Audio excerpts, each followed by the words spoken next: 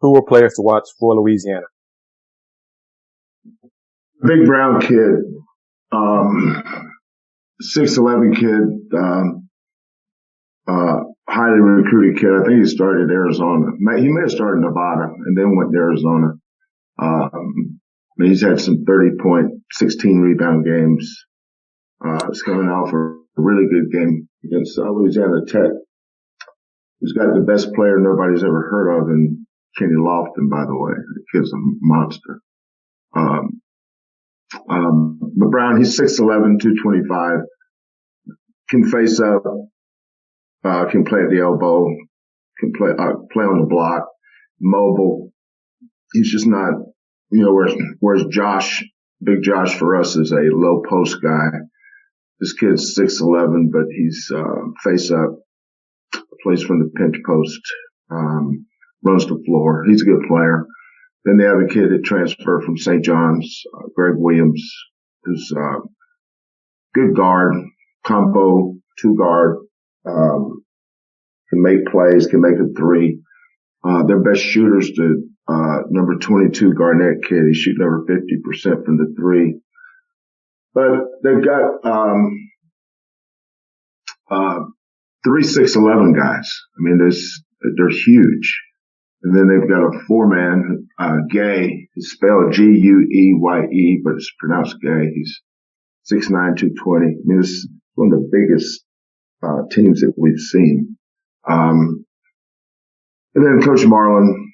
I've always admired Coach Marlin over the years. Does an outstanding job coaching his team. Talented kids, athletic, play hard, play right way. So this will be a good challenge for us. Thank you, Chris. We'll go to Mark Berman with Fox 26. Mark, please go ahead. Kelvin, after looking at the video of that last play the other night, do you have further thoughts you can add? Some how you feel about the way it played out, that kind of thing? No, I've moved on. Do you, related to that, would you like to see that rule change where if there's no call, they can't go back and look at it? Sure. We'll go to Dayon Dunlap, please. Dayon, go ahead with your question for Coach Sampson. Hey, Coach Sampson, after reviewing the tape, what you think about the way Jamal Shead scored generalship in his first true road game when he started? I didn't think he handled the end of the game well. He got a little loose. We give him the freedom to make plays because he can. His decision making has got to get better, but it will. I mean, Jamal's scratching the surface. He plays good at times, but he doesn't own everything. It's kind of tough to describe from my lens what I'd like for him to do to you. But, he just needs to keep working and get better. Experience and being in those moments, I think, will help him. He's a talented young man, tough kid. His shot selection wasn't great. But, you can't assimilate. It's like shooting free throws in front of 14,000 people. I've had guys that, can go 85, 87 for 100, 2 or 3 times a day. They're not shooting the same free throw. Still 15 feet, goal's 10 feet, 10 feet high, 15 feet away. Every free throw line has a nail, but the similarities end there. Same thing for Jamal. The more he's in that kind of environment, on that kind of stage against those kind of teams, the better he'll be. Experience will be his best teacher.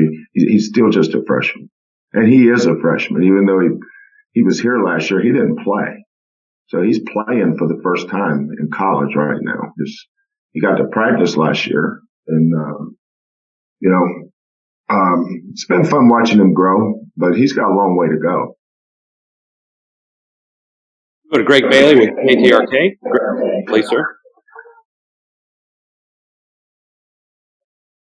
Hey, Kelvin, when you come off a game like Alabama and have great game tape, a teaching tool tape from a great opponent, does your list of what you want to see from your team in the next game, does that ever change, or do you pick and choose and say, hey, we can do this better after seeing this and that against a team like Alabama? Yeah, I mean, you can always find something. Basketball is a game where, the uneducated will look at it and, we'll have an uneducated response to something they know nothing about. Whereas a coach will look at something and say, some of those things are never going to get corrected. You don't just say, well, we're not good at that. Well, we may not be good at that for a reason. I mean, from Alabama's perspective, what do you think they're working on today? They gave up 21 offensive rebounds. I mean, for us, we gave up 18 transition points.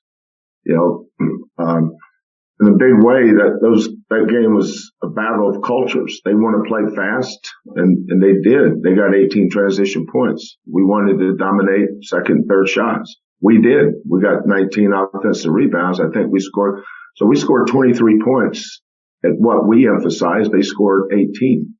The difference in that game was free throws. We will go to Joseph Duarte. Joseph, did you have a question? I think I may have lowered the wrong hand there for a second. Yeah, Jeff. Thank you. Coach, want to ask you about J'Wan Roberts. Just, you've had guys, it seems every year somebody steps up and becomes that rebounder. And I'm just curious, what about him, or just seeing him from where he was maybe when he got here to now, sort of led you to believe that he could be that next guy, or someone that could be somebody in that role? What led me to believe that? When I recruited him. Yeah. First time I saw J'Wan play was at Peach Jam. He played for really, really good player at Oklahoma, Jeff Webster. Jeff has an AAU program that he runs out of Dallas, and Kelvin identified him early. The good thing about our staff is we evaluate kids that can play for us. If you let some people, most people will look at J'Wan, your definition of what a great player is, you would never recruit him. We recruit kids that fit our culture, kids that we think we can develop into a role within what we emphasize. Like Justin Bolton, like Nate Hinton, Justin Gorham, Galen. Everybody has something they're good at. But they've got to have something that we can develop too. J'Wan, when we recruited him, he was only 16 years old. But he was 6'6", weighed about 195, 6'11" wingspan. Now he's a little bit over 6'7". He still has a 6'11" wingspan, but he weighs 230.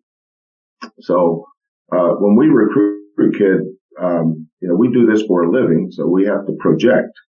We don't look at where a kid is today. Most lazy kids don't improve. J'Wan had a good motor. He's nowhere near the player there, then that he is now. But, his redshirt year, his first year, just look at the kids. That's the great thing about, our young guys. In a couple of years, you're going to be asking me questions about Javier Francis. I said, did I know this or did I know that? I watch Javier every day. I watch, Ramon's been hurt. But I've been watching him. I watch Kieran Powell every day. Those guys are in the oven right now. They're not ready to come out. But, most of the kids we recruit, we have to put in the oven. They don't come in here, ready to put on the table and cut it and serve it. We have to get them ready, develop them. You can call that whatever you want. But J'Wan was that kid that we projected to be who he is today. And now 3 years later, you're asking about it. But that's a credit to J1. He's coachable. He's a hard worker. And, our staff, it's what we're pretty good at is, taking maybe unheralded kids and making them better. We say all the time, we recruit these kids and we develop them into the 5 stars. Because you're not a 5-star today, doesn't mean you can't be. We have to find those kids. I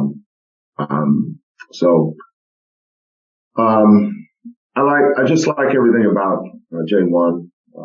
Before the other night, he'd been shooting his free throws pretty good. But that's going to come and go with him throughout his career. He's never going to be an 85. Not very many Steph Currys and Rick Mounts out there. Shout out to the throwback Rick Mount injection there. You guys got to appreciate it. You guys got to appreciate that one. We'll go back to Greg Bailey with the KTRK. Greg, go ahead, please, sir. Hey, Kelvin, do you view, I know you guys obviously are focused on one opponent at a time, but do you view the stretch of the 3 games before Cincinnati, do you view that as a 3-game stretch with any particular goals in mind to get ready for the late December game against Cincinnati? Do you view that as 3-game stretch to, I want to be here before we start that stretch of our schedule? No. Mm-mm. No. When you have a game like we did Saturday night, there's always disappointment, but never discouragement. We get disappointed when we lose because we expect to win. We go into every game thinking that if we do X, Y, and Z, we're going to put ourselves in a position to win no matter who we play. And then when you do lose, there's always disappointment. So yesterday, I think we got back after 3:00, from Tuscaloosa. Late game. We didn't get out of there because of all the, stuff after the game. So by the time we got on the plane and got going, it was after midnight, by the time we left there. And then by the time we got home, it was after 3 to me. I know that. So, and so we just came in yesterday. We have a rating system that we chart. We went through all of our analytics stuff, which tells you how you played, areas that we were good at and areas we need to improve in. And then yesterday we just kind of flushed that game out and then we got going on Louisiana Lafayette.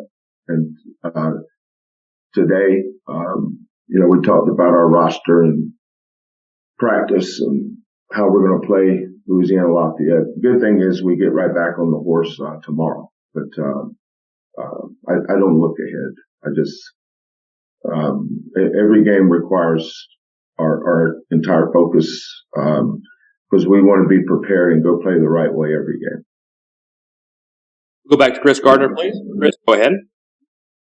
Coach, when will Emmanuel Sharp arrive on campus and start working out with the team? I think it's on the 28th.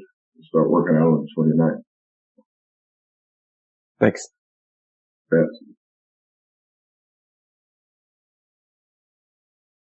Kelvin, how cool was it for you to see what Quentin Grimes did Sunday? And he'll be right here in town on Thursday with the Knicks.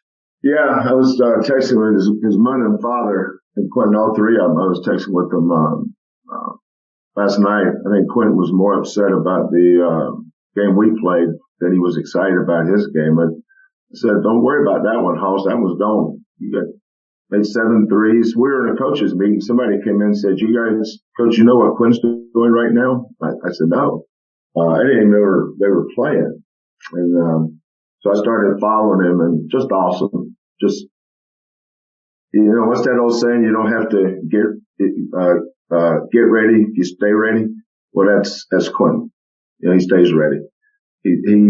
I know for a fact that the one thing that Armoni and Quentin both left here with was great work ethics.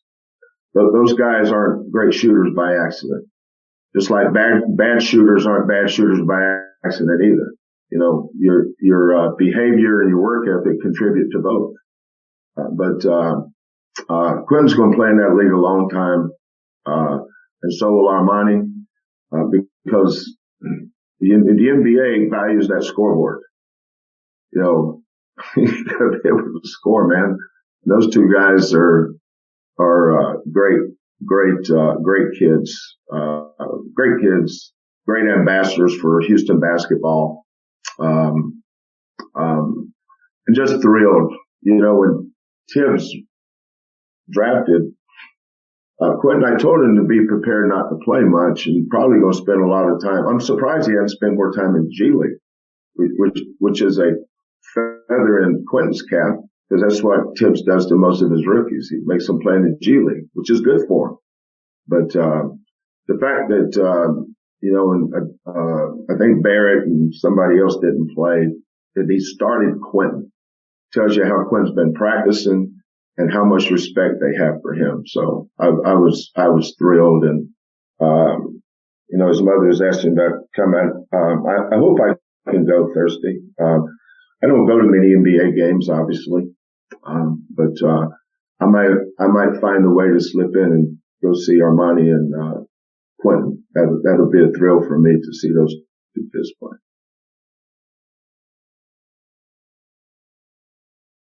Hey, Coach Sampson, what you think about Marcus's game? It kind of seems like in years past, with his 3-point shot wasn't falling, he wouldn't be as aggressive against Bama. He was aggressive with making mid-range, driving inside, and you talk about evolving as a player. What have you seen? What's your assessment from him throughout the season and as a player? I think he's taken the next step. You know, Marcus is a winner. He's very much a quiet assassin type kid, like a lot of our kids have been. You know, he doesn't say a lot, but he's a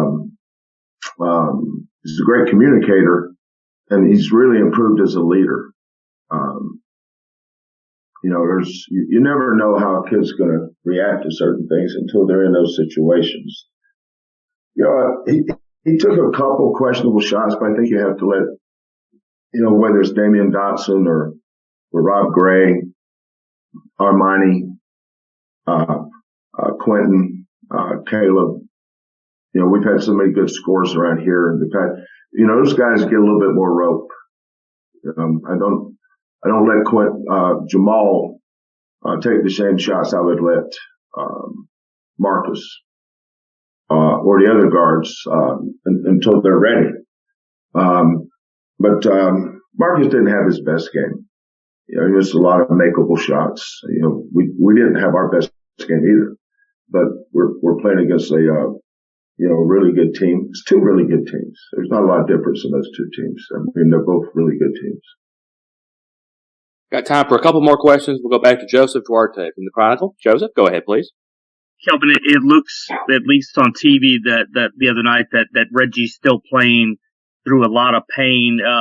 Is that, it doesn't look like, I mean, he's fighting through it, obviously, but is it, for what you need or what you want? I mean, is it really hampering things? And, I mean, do you see an opportunity anywhere to, I know you said he won't come out of the game, or doesn't want to come out, but to get him some time to sort of heal? Yeah, no, that's a great observation, Joseph. I'm worried about his hand. The guy that I'm probably worried about the most is Tramon. He re-injured his shoulder early in the first half, and he had an unbelievable block. I don't know if you guys remember, it was a baseline out of bounds play where he pinned the kid's shot or slapped it against the backboard from behind, and he got it, and he's leading the break. We were up 2 or down 2 at the time, but he started drilling it with his right hand, and when I saw him drill his right hand, I knew that he tweaked that shoulder again, and that obviously he didn't play well, but his shoulder's a big reason why. You know, Reggie means so much to this team. Obviously Josh is a better offensive player, and Josh is a big part of what we do, especially against teams that we want to space the floor on. As much as we did the other night, but, you know, he's day to day. obviously yesterday, when he has time, his hand does get better. The good news is it does not require surgery. So, if it doesn't require surgery, that means he's not going to jeopardize any long-term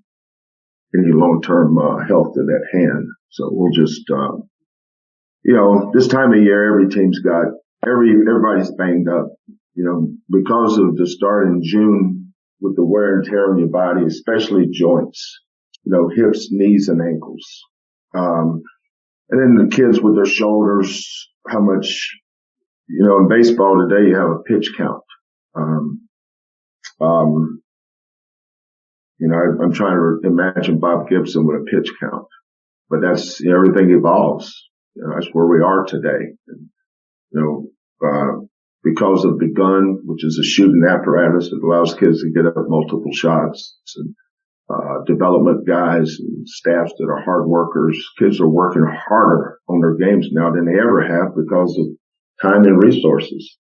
It used to be you had 2 assistant coaches and they're always on the road recruiting, and you had one manager.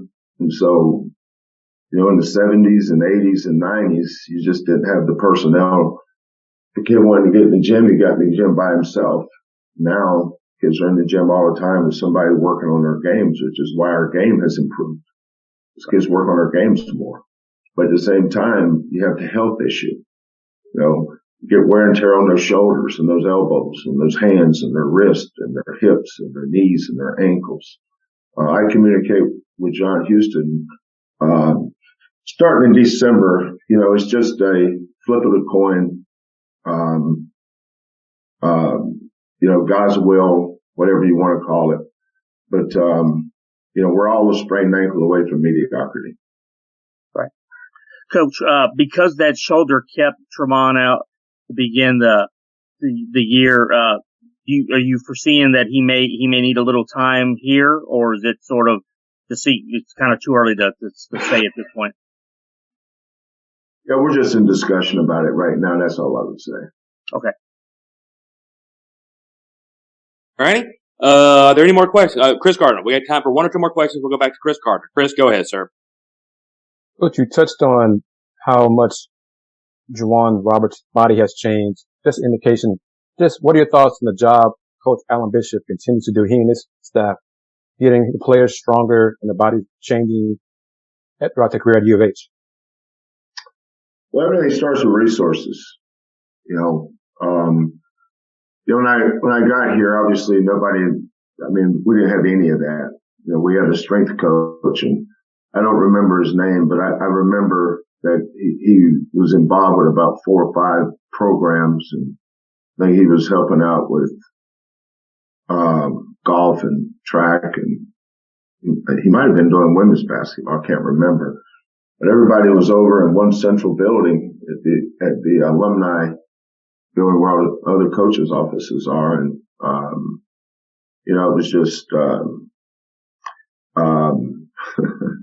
wasn't going to stay that way. Let me just say that was going to change. And then, I've always had great strength coaches. Jeff Watkinson was my strength coach, and, he went on to become the head strength coach for the, Atlanta Hawks. Darby Rich, head strength coach for Texas A&M, Memphis. Now he's the head strength coach at Texas Tech. Blair, I've always had a great strength coach. Coach Bishop, whether it's Coach Bishop or Coach Watkinson, Coach Rich, Coach Prince, it's always because of the way we play. It's not an accident that our kids look the way they look. That's a huge emphasis of our program. That's a huge emphasis in me when I construct a staff. Everybody has a role. Coach Bishop's role is no different than Coach Quantis's role. I view them all at the same level. Everybody has something that they're responsible for. And all of our coaches, I think, are first team all conference. Our staff has so much to do with our success. Whether it's Kellen or Quantis or KC, Hollis, Bish, all the way up to our, Lauren. You know, what Lauren does. You know, something pops up and everybody says, boy, Lauren does a good job. Well, I see it every day. I see what Bishop does every day. You know, we have resources here now that none of the other coaches had when they were here. But just because you have a great strength coach, because you have a great respect, that's not what wins games. You know, a building in brick doesn't win a game. Doesn't recruit a player. All it does is give you a chance. There's plenty of unemployed coaches got better facilities than we do. You know, everything has to come together. You have to do it the right way, and everybody has to understand their role and play their role, and stay in their lane, and be the best you can be in your role. You know, I meet with Coach Bishop quite a bit, but I do not micromanage. You know, I hire good people and I leave them alone, and I trust in them and I give them confidence, and that's why our program's been so successful for so long, and God willing, it will stay that way.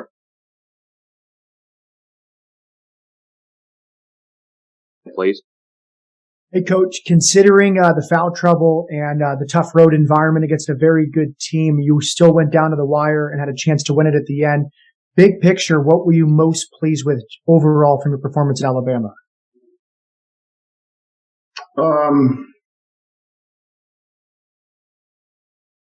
Well, anytime you go on the road, you know, we focus on doing what we do. You know, I don't evaluate other teams, how good they are or how bad they are or their strengths or their weaknesses. You know, we scout the opponent, whether it's, Syracuse or Alabama or Baylor, or, you know, we try to follow a game plan. You know, the foul trouble made it difficult, at times. Probably the guy that got in foul trouble because of the way our team is set up right now, his roles is Jamal. That hurt us defensively, probably more than offensively. But just the offensive rebounding, you know, for us to, you know, we don't, most teams can't beat you or won't beat you with their first shot. You know, I mean, basketball is not a first shot game. You know, Steph Curry, I think, went 3 for 14 the other night from the 3-point line. There's some people think he never misses, but he misses a lot more than he makes. You know, it's like baseball. You know, Hall of Famers get out 7 out of 10 times. You know, you fail 7 out of 10 times. So the great players can do more than one thing. You know, for a team, you have to have an identity. And what I was pleased with, we played to our identity, in that environment, just like we're going to have to when we go over to, Fort Worth on Saturday and once we get into conference play. So for the first time being on the road, you know, it was good to see J1 and Fabian and Josh. You know, Reggie's just limited with his hand, but Reggie does the best he can. You know, I've got to find a way to help that young man, with his, injury. But, those are things that I'm constantly thinking about. You know, we have so many guys that are beat up right now and, you know, shoulders, a foot here, a foot there, shoulder here, hand here, something. I mean, we got a lot of, you know, we're pretty beat up right now.